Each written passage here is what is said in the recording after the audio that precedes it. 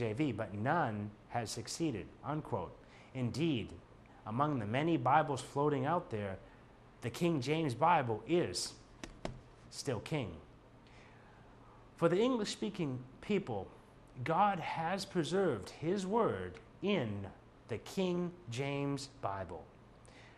But the critics will say, hasn't the King James Version changed in 1611? Is this true? Yes. Up until 1769, the minor changes in the King James Version were spelling modernization, punctuation and grammar, and correcting original printer errors. You see, the printing press was still relatively a new invention when the KJV was first published back in 1611. So printing was not perfected as it is today. Contrary to those who would like to sell you a modern version for money, the love of money is the root of all evil, 1 Timothy 6:10 says, no words or verses were ripped out or added, and no Bible doctrines were changed in the KJV. It has all been preserved like God said in Psalm 12:6 and 7. However, this is not true for the multitude of modern Bible versions available today. Now here's a question for you to ponder if you are a KJV critic. If you believe God is perfect, but don't believe you have a perfect Bible to read or preach from, then why do you call it the Word of God? God can't be perfect while at the same time His Word is imperfect. They are inseparable. For an easy-to-understand expose on the Bible version issue, contact me today for a copy of my presentation called Examining the Bibles, Ye Shall Know Them by Their Fruits, available on CD-ROM or DVD video. Here's one example from the presentation. A virgin or not? Isaiah 7:14. Good News Bible says a young woman. The New English Bible says a young woman. The Revised Standard Version says a young woman. The Jehovah's Witnesses New World Translation says a maiden. Did you know a young woman or a young maiden is not necessarily a virgin? The modern versions in Isaiah 7:14 cast doubt on whether Mary was a virgin or not. Think about it. Would a good Bible version really cast doubt on such an important prophecy as the virgin birth of the Messiah? Think about it. In conclusion, as you see on your screen, how we got our Bible, KJV. God spoke. Holy men wrote down what God had spoken to them. That was the original autographs. And then after the original autographs were written down, their manuscript copies were made.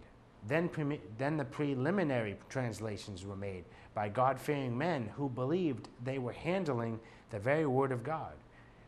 And then came the English Bibles to culminate in the KJV, where God has preserved His perfect Word in English.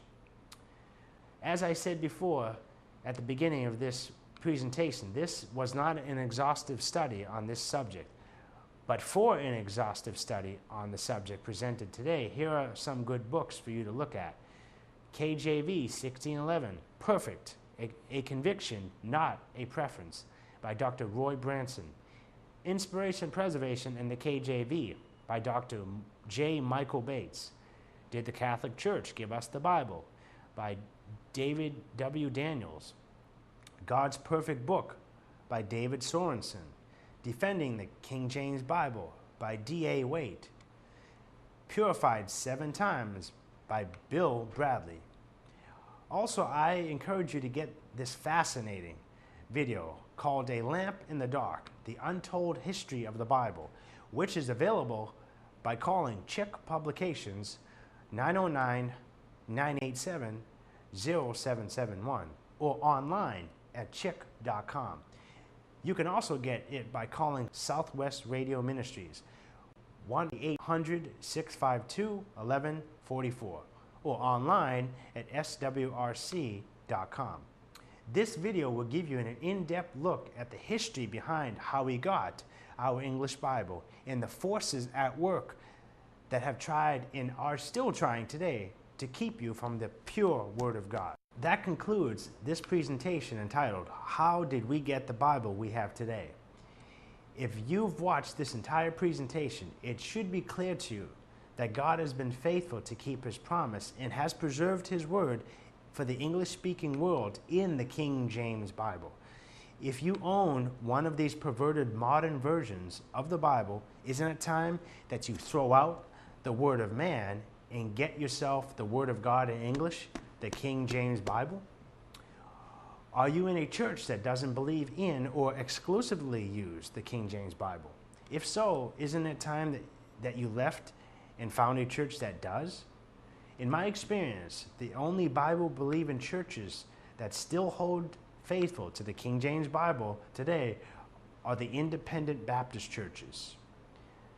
If you need help finding one in your area, please contact me. I'd be glad to help. If you own one of these modern versions, or if you are in a church that uses a Bible other than the King James Version, I pray that the Lord will give you the courage to get yourself the real Bible and a church that still believes it. If I can be of any help to you, or if you'd like me to come and present this material that I presented today to your church, please feel free to contact me. The information will be on the screen shortly. This is Jay Ritchie. Thanks for watching, and may the Lord bless you.